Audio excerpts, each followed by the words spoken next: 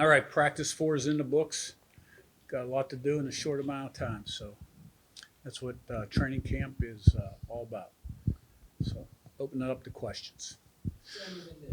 Coach, on the first three practices you've seen tape on, what have been your takeaways out of week one?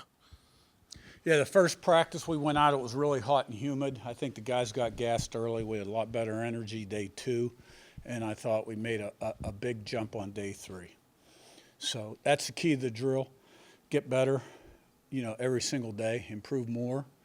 More guys doing their job consistently, doing things that winning football teams do. Understanding also that we're installing a lot of new stuff that for the young guys, is a little bit of an overload. So. You've had a few true freshmen kind of in recent years make the jump kind of into prominent roles. Is the biggest obstacle for those guys the physical nature of the jump, or the mental hurdles you mentioned, kind of overloading them with the install and things like that? What's kind of the biggest obstacle they need to overcome to kind of earn prominence? True freshmen, a little bit of both. When they graduate and they're seniors or fifth-year seniors, their body's going to look a lot different. But I guess the main thing would be maturity level and being able to handle all the things, especially when school starts. Handling success, failure, being consistent, having good habits, not getting caught up, in things that freshmen get caught up in. So we got a couple freshmen doing fairly well, but, let's see where we're at. I guess to follow up on that, especially with the December signing window, it seems like so many more of those guys are coming in mid-year. Like 10 years ago, maybe you'd have a small handful. Now it feels like more than half a class usually enrolls mid-year.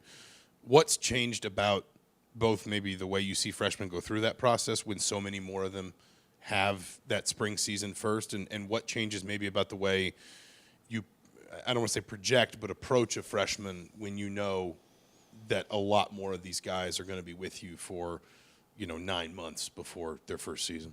Yeah, right. Well, we want to take the best available whenever they can enroll, because you really don't count on freshmen helping your team. That doesn't mean that they won't. Some won't. So big time benefit to go through the winter program, spring ball, and it's like they've been through it, and they're a sophomore in some ways. So, I think you've seen that in a couple guys that are with us right now. Curt, you talked about the offensive line last week, but Carter Smith specifically, just how much development have you seen from him since you came in the door here? And, how good of a player can he become? Yeah, I think the sky's the limit, really.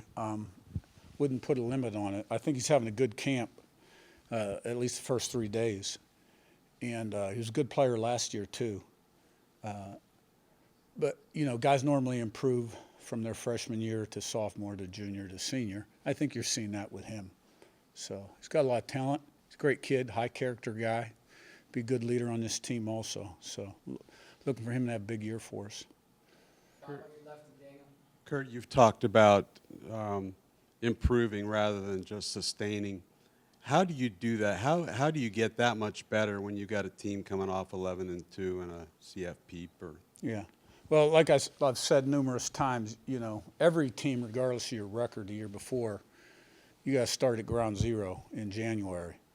And we're very process-oriented, buy into the process, improve daily, no limitations on what you can accomplish, get consistency in performance, high standards, don't lower your standards. And if you prepare right, you write your ticket, so to speak. The key is doing all those things, being able to handle success, being able to handle failure.